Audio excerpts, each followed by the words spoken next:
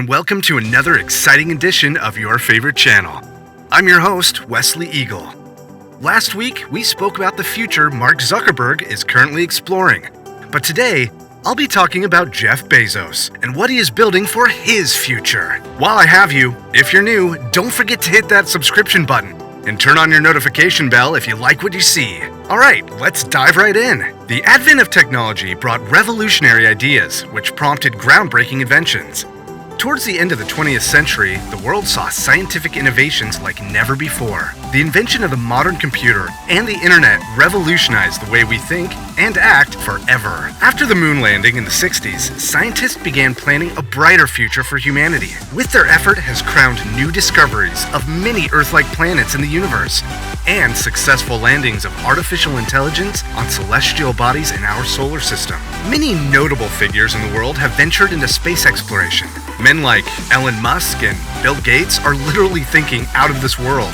They dedicated themselves into creating a future for humanity, a world they envisioned would be better than the present. The world's richest man, Jeff Bezos, isn't left out of this. He is one of the frontrunners of a futuristic Earth in space. Jeff Bezos is a renowned industrialist and inventor who's known as the founder and CEO of the online retail company Amazon. He founded Amazon in 1994, after which was initially an online bookstore after quitting his job. Amazon started in his garage, but over time, Amazon expanded into the world's largest online sales company.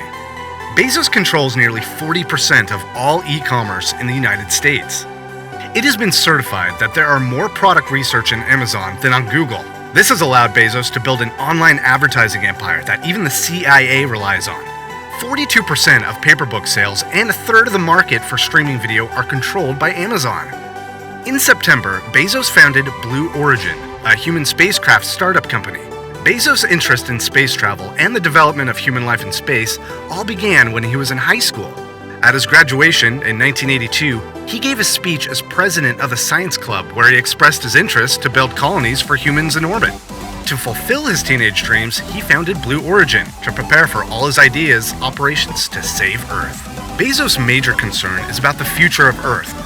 He believes that the planet's growing energy demands will outstrip its limited supply. We have to go to space to save Earth, he says. No one can ever understand the full extent of Bezos' empire or his ambitions because he keeps surprising the world with new things. Bezos was greatly inspired by a book he read as a teen in 1976. A Princeton physicist named Gerard K. O'Neill wrote a populist case for moving into space, called The High Frontier, a book beloved by sci-fi geeks, NASA functionaries, and aging hippies. As a Princeton student, Bezos attended O'Neill seminars and ran the campus chapter of students for the exploration and development of space. Through Blue Origin, Bezos is developing detailed plans for realizing O'Neill's vision. The professor imagined colonies housed in miles-long cylindrical tubes floating between Earth and the Moon.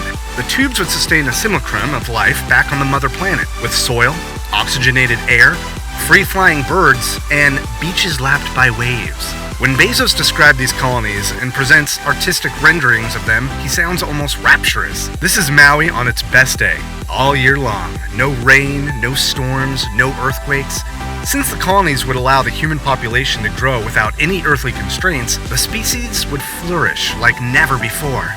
We could have trillions of humans in the solar system, which means we'd have 1,000 Mozarts and 1,000 Einsteins. This would be an incredible civilization. The 56-year-old believes that if this generation builds the infrastructure needed to enable humans to get into space and develop an economy there, future generations would pick up the ball and run. People are so creative once they're unleashed. Bezos' out-of-this-world initiative may well eclipse everything else Amazon has done so far, and may turn out to be one of humanity's most ambitious technological achievements. The world is heavily relying on internet, and Bezos has made us to see that there are a lot of opportunities in the internet. But there's one problem. More than half of the world doesn't have internet. Well, I guess that's another area that's needed looking into. And Bezos is far from alone. Elon Musk has announced similar plans with SpaceX, putting their first 60 satellites into orbit in an effort named Starlink.